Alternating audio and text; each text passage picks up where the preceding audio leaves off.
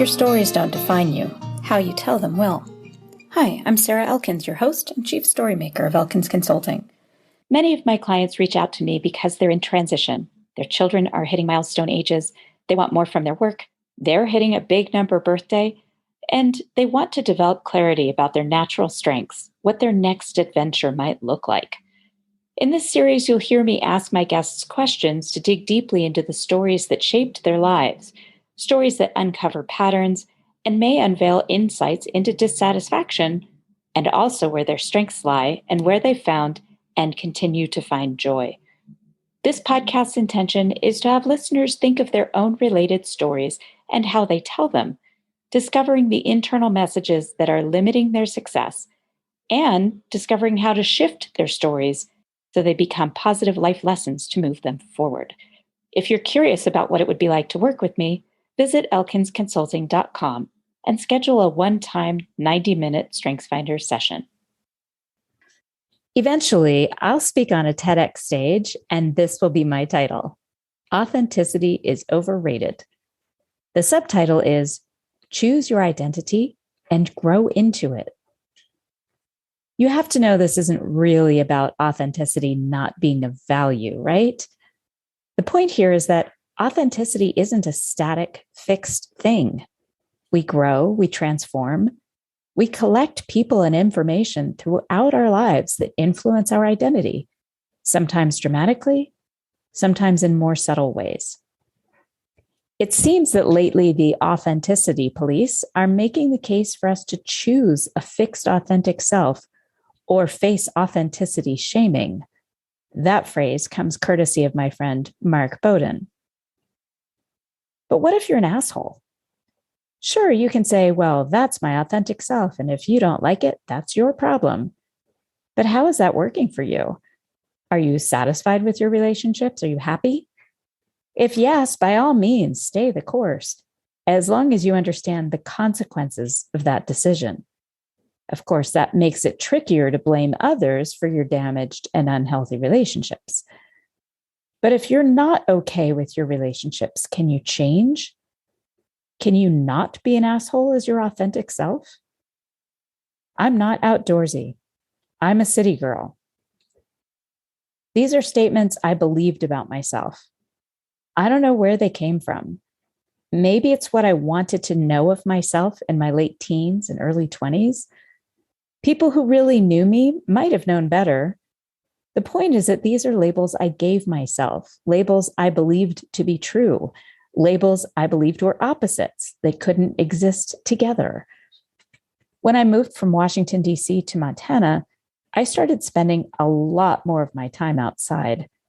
There's so much to do right outside my door: hiking, kayaking, skiing, fishing. And because of the short, warm weather season, I soaked up as much as I possibly could when it was warm out. And then I would dread the winter. Spending so much time outdoors and then having to go to a gym in the colder months seemed so depressing. We adopted Toblerone, Toby, a few years ago, and he's a winter weather chocolate lab mix who requires long-ish walks to do his business.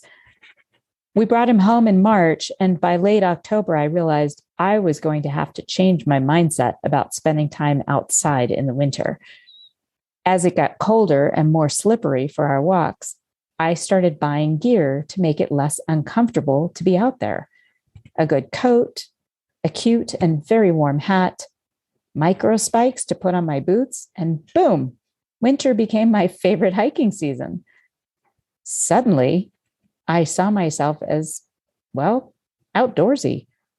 Honestly, pretty hardcore outdoorsy, considering the temperatures I'd exposed myself to for the sake of walking my dog. My sister and close friends would say I was always outdoorsy. I always preferred to spend more time outside than in. But one look at my Montana girlfriends who go backcountry camping by themselves, mountain biking on crazy terrain, and ski as many days as they can possibly get when the snow flies, by comparison, I just couldn't give myself that label. Here's the thing about authenticity. If you have a rigid, unchanging idea of what authenticity looks like for you, you leave no room for personal growth and transformation. And here's another thing about it. You get to choose your labels, the ones that are in alignment with how you see yourself, and as an aspirational identity for your future, how you want to see yourself. I'm outdoorsy. See how easy that was? I'm outdoorsy. Now I must consistently put the work into this label so I can grow into it and embrace it fully. What labels do you want for yourself, for your future? What steps will you take to slowly, consistently grow into those labels? Thank you for listening to the Your Stories Don't Define You podcast. In 2013, I was in a job that was a bad fit with a boss who was manipulative, controlling, and cruel. I thought I was hiding my frustration and sadness from my family and closest friends, but I should have known. Most days when I'd get home from work, my husband would ask, "Is it a martini or scotch kind of night?" That's when I did something that surprised me, something that was really hard and out of my comfort zone. I asked for help. You're not hiding your dissatisfaction, friend. It's time to stop pretending you're okay and reach out for help. If you're seeking clarity about your professional life and career and you aren't sure what questions to ask, there are resources available to you, and they don't have to be a huge financial investment. It'll take time, and you'll have to ask yourself hard questions about your priorities, how you spend your time, and what success and satisfaction look like to you right now. You'll have to step out of your comfort zone and take small steps that can be challenging. If you're ready to start exploring your options, my recently launched Discovering Clarity course is now available for just $149. It's a 5-part menu with exercises after each part to help you develop some clarity around what you want next. Register with friends to keep each other accountable. Message me for a discount code for multiple registrations.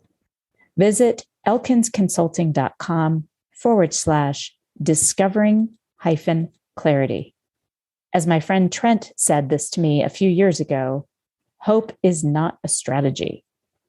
Instead of, "I hope next year is better," say, "Next year will be better," and then take steps to make it better. In my work, I call it planting seeds. Every day that my motivation drops, I ask myself which seeds I can plant right this minute to improve my future.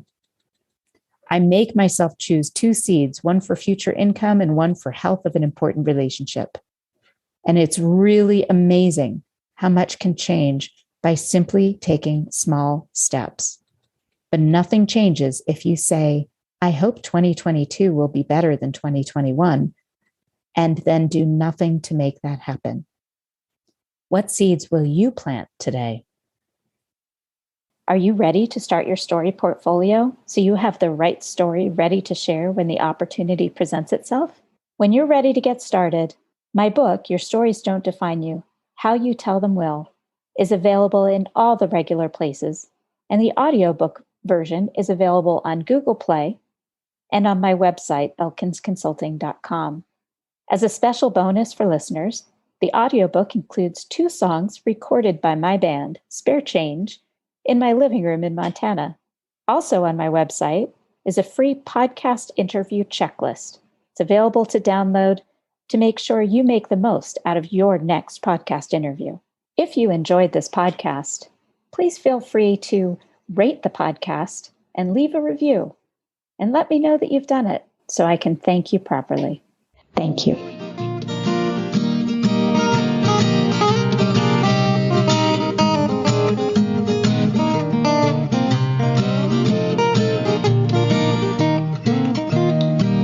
Now listen to me, honey, while I say, how could you tell?